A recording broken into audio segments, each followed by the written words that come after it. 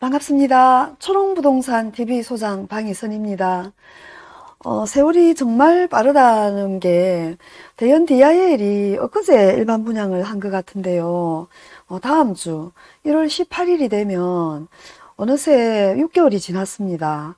그래서 일반 분양권이 자유롭게 이제 거래가 되는 전매 제한이 해제가 되는 기준일이 다음 주 1월 18일인데요. 이제 사시는 분들은 그동안 자금도 잘 준비를 하시고 앞으로 들어갈 자금 계획도 세우시고 이렇게 준비를 하고 계시잖아요. 그 분양권뿐만 아니라 주택 종류는 매매가가 6억이 넘어가면 지금 부산처럼 비규제 지역이라도 자금 조달 계획서를 첨부를 하게 되어 있습니다. 토지는 금액 제한 없이 다 첨부를 하게 되어 있고요. 주택은 6억 초과부터 첨부를 하게 되어 있는데 그 내역을 어떤 걸 써야 되는지를 또 궁금해 하시는 분들이 계시잖아요. 그래서 그거 잠깐 한번 오늘 살펴봐 드릴까 합니다. 당장 DIL은 분양가가 8억이 넘기 때문에 분양권 사신 분들은 전부 주택자금 조달 계획서를 다 첨부를 하셔야 됩니다. 그 내역이 어떻게 되어 있냐면요. 인적사항 이렇게 적으시고 매수인적이겠죠. 그리고 자금 조달 계획을 쓰고 이런 계획인데 돈은 이제 어떤 식으로 지급을 하는지 그리고 입주 계획은 어떻게 가지고 있는지 이렇게 4가지 정도를 정리를 해서 실거래 신고를 할 때 제출을 하게 되어 있습니다. 실거래 신고는 가계합금을 입금한 날로부터 30일 이내는 실거래 신고를 해야 됩니다. 그 기간이 지나고 나면 과태료가 나오기 때문에 그 전에 이제 실거래 신고를 하게 돼 있는데 그때 8억이 넘는 지금 대연 DIL은 당연히 첨부가 되어야 될 서류겠죠. 그러면 자금 조달 계획 중에 우리가 예금은 어디서 얼마를 찾는지 예금 부분 그 다음에 만약에 정려를 부모님이 자녀한테 일부 정려를 해서 그 돈을 가지고 자녀가 만약에 대연 DIL을 매수를 한다. 그러면 정려를 누구로부터 받았는지 부모님이다 그러면 직계 존비 속에 체크를 하시고 아버지로 받았다 하면 부 이렇게 적으시면 되겠죠. 그리고 주식을 처분한 돈이다. 그럼 주식, 채권, 매각, 대금 요런 칸에 해당되는 칸의 내용을 적습니다. 자기 자금을 이제 가지고 하시는 분 중에서는. 그리고 만약에 아파트를 팔은 돈을 일부를 가지고 투자를 하신다. 그러면 여기 부동산 처분 대금에 적으시면 되죠. 예금, 정려, 아니면 부동산 처분 대금 이런 식으로 적으시고 그 다음에 만약에 집을 판 돈도 아니고 정려를 받은 돈도 아니고 예금을 찾은 돈도 아니다. 그러면 어딘가에서 빌린 돈이겠죠. 그런 빌린 돈은 주택담보대출, 그 다음에 신용대출, 그 다음에 그 밖에 대출 이렇게 돼 있는데 요거는 회사에서 보니까 복지 차원에서 돈을 빌려주신 분들도 계신 것 같고 그 다음에 조합원 입주권을 승계를 이제 해서 넘겨받을 경우에는 이주비 대출이나 이런 게 여기 적히겠죠. 이주비 대출. 그리고 분양권을 사실 경우에도 우리가 계약금 10%와 그 다음에 프리미엄은 아까 예금을 찾아서 준다 이런 게 다 되지만 향후에 실행될 중도금 대출 그 다음에 나중에 입주 때 칠 잔금 요런 돈들은 이제 또 요 대출 그 밖에 대출이나 아니면 주택담보대출 요 항목에 나누어서 넣어야 되겠죠. 요렇게 대출 관련을 넣으시고 만약에 부모님으로부터 자녀한테 예를 들어 한 2억 정도까지 돈을 빌려주면서, 일부 정려도 해주고, 그거로도 모자라서 또 차입금까지, 차용증까지 쓰고 정리를 하신다. 이러면 그런 경우에는 그 밖에 차입금에 적히겠죠.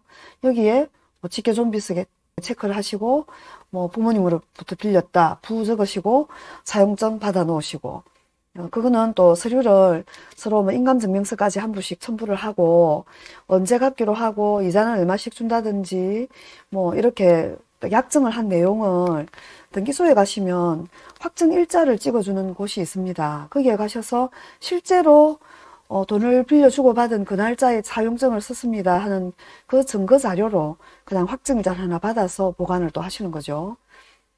그렇게 이제 준비를 해 두십니다. 예금 얼마 찾고 얼마는 부동산을 얼마 처분했고 돈도 얼마는 빌렸고 이런 내용들을 쭉 적으셔 가지고 만약에 그게 예를 들어서 뭐 한 8억이라고 가정을 합시다. 그 8억인데 부부 공동 소유로 하면서 뭐 4억이라고 적었겠죠. 2분의 1 지분식을 했다 치면. 그러면 총 거래 대금도 내 지분에 해당되는 그 돈만큼 4억을 만약에 내 계좌에서 넘겨주기로 했다. 그러면 여기에 넘겨줄 돈 4억을 총 거래 금액 적으시고 전부 계좌 이체로 대부분 거래를 하시잖아요. 그러면 계좌 이체 등 요 금액에 뭐 4억을 다 적으시든지 이렇게 해야 되겠죠. 근데 일부 만약에 이주비를 1억을 뭐 넘겨받기로 했다. 그러면 보증금 또는 대출 승계 금액 요 칸에다가 대출 승계 항목인 거죠. 거기에 1억 적으시고 계좌 이체 3억 적으시고 총 거래 금액에 4억 적으시고 이런 식으로 정리를 하시면 되고요. 그리고 입주는 이제 누가 할 건지 요거는 대연 DIL을 뭐 그대로 하시면서 제출을 한다. 그러면 그 밖에 건축 경우, 재건축의 그 밖의 경우에 체크를 하시고, 나중에 입주 때 이제 입주를 하시면 되는 겁니다. 그리고 자필 적으시고 서명하시고, 요렇게 정리하는 게 주택 취득자금 조달 계획서고요. 그 다음에 입주권을 만약에 뭐 거래를 하신다. 이러면 주택자금 조달 계획서 요거도 들어가고, 또 토지자금 조달 계획서 이게 같이 들어갑니다. 토지자금 조달 계획서는 주택보다는 뭐 훨씬 간단한 항목들인데요.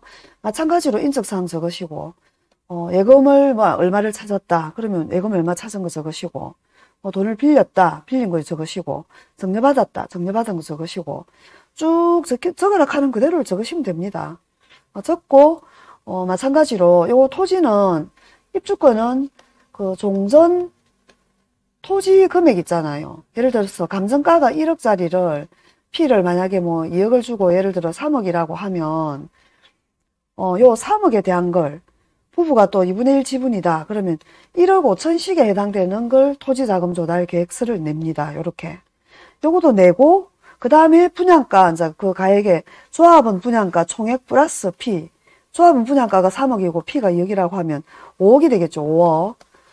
요게 5억이 만약에 6억이 넘는다 이러면 아까 주택자금 조달 계획서까지 토지, 주택 두 가지를 다 제출해야 됩니다. 입주권을 P 더한 게 6억이 넘는다라고 하면 DIL의 조합원 입주권 84타입 이상은 거의 대부분 다 6억이 넘습니다. 그죠?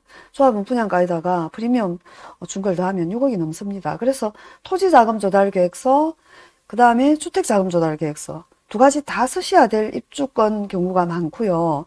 일반 분양권만 사신 경우는 주택자금 조달 계획서만 제출을 하시면 되겠죠. 이거는 투기과열지구가 아니기 때문에 정빈 서류, 예를 들어 집을 팔았다, 매매계약서, 뭐 차용을 했다, 차용증, 뭐 정려를 했다, 뭐 정려 그거 신고한 어떤 그런 뭐 내역 그런 거는 제출을 안 해도 됩니다. 정빈 서류까지는 없어도 되지만 계획에는 다 적어서 제출을 하셔야 됩니다. 그게 이제 투기과열지구와 차이가 나고요. 분양가에다가 P 더한 게 6억 이상이면 주택자금 조달 계획서까지. 조합은 입주권을 승계로 취득을 하신다. 그러면 토지 플러스 주택 자금 조달 계획서 두 가지가 다 들어가게 됩니다. 그리고 아직은 명의 변경 그 일정이 일반 분양을 받으신 분들은 일정이 나와 있는데 조합은 입주권을 승계를 받으시고 공급계약서를 지금 매도 쪽에서 작성하신 분들은 그 아직 명의 변경 일정이 나와 있지를 않아요. 그까지 정해지면 또 별도로 명의 변경 처리까지 다 하셔야 되겠죠. 다음 주 1월 18일이 대연 DIL, 대연 3구역 재개발입니다. 바로 초롱부동산 현장 앞에 있는 데라서 조금 자세히 소개를 드리거든요. 분양권, 매도, 매수, 다음 주 1월 18일 이후는 초롱부동산에서도 취급을 합니다. 파시고자 하시는 분들은 언제든지 물건 주시면 되고요.